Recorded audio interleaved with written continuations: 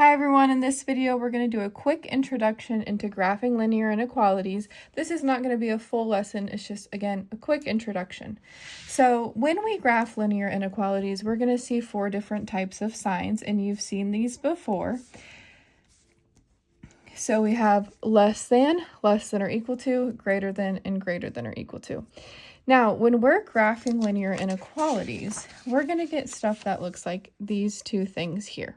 Okay, so we have a y, we have an x. It looks like slope-intercept form because it is slope-intercept form. It just doesn't have that equal sign. Now, there's a couple differences when we're graphing inequalities versus when we're graphing equations. The first difference is every time we graph an equation, we have that solid line that we graph. That's a little bit different with inequalities because if we have less than or if we have greater than, we actually use either a dashed or a dotted line. A dashed or dotted line. Because what's going to happen is the points on this line aren't actually going to work. This is just kind of a boundary point. Now the other type is if we have the or equal to, and when that happens, we have a solid line. It's similar to when we graphed inequalities our very first unit, how we had an open circle when there wasn't or equal to and a closed circle when there was or equal to. So let's see what this would look like on a graph. Now, if I wanted to graph y equals 1/3 x minus 2, the very first thing I'm going to do is still find my slope and y-intercept like normal. So my y-intercept is going to be 0, -2. The first thing I'm going to do is put that on my y-axis. So I'm going to go down 2. Then we're going to use our slope. Our slope is 1/3. So from this point, we're going to go up 1, right 3. Now, as long as you have 2 points, you're good to go, but I like to put just a couple more. Okay, and before you connect these lines, when you're doing inequalities, you have to figure out what type of line you should use.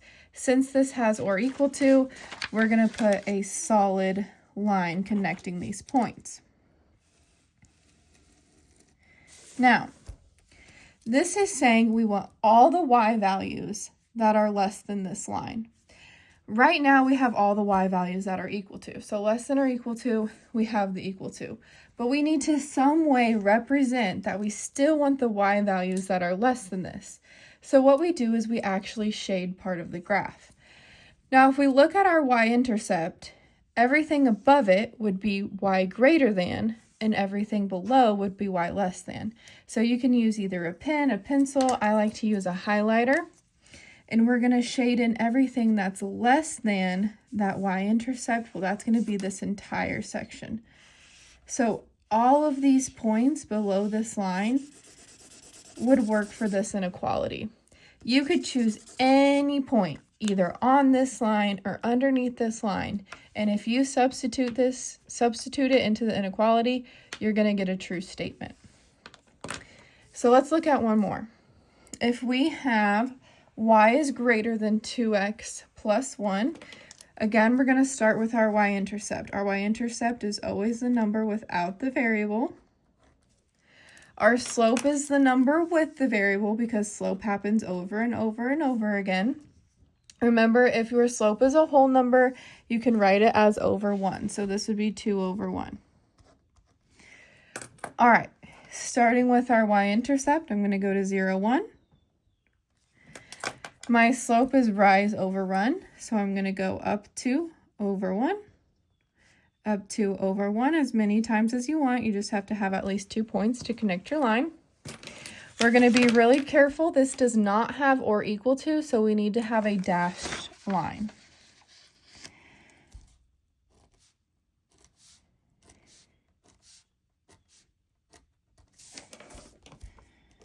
All right, and again, the points that are on this line, they're not actually going to work for this inequality. This is just providing us a boundary. Now, we want all the y values that are greater than this line. So I'm going to look at my y-intercept, and I want everything greater or above that line. So I'm going to shade in everything above here.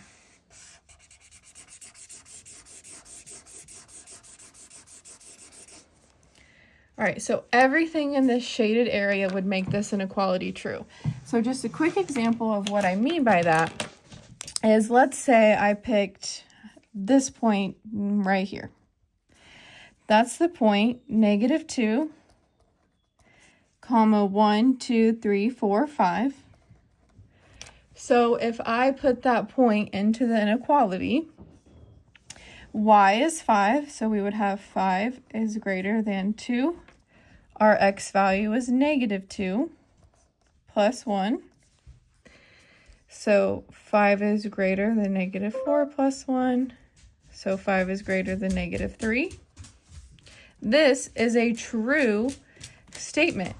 And since it's in the shaded area, it should give you a true statement. So all of these points work for this inequality. Everything over here in that non-shaded area would not be a point, would not be a solution, and it would give you a false statement.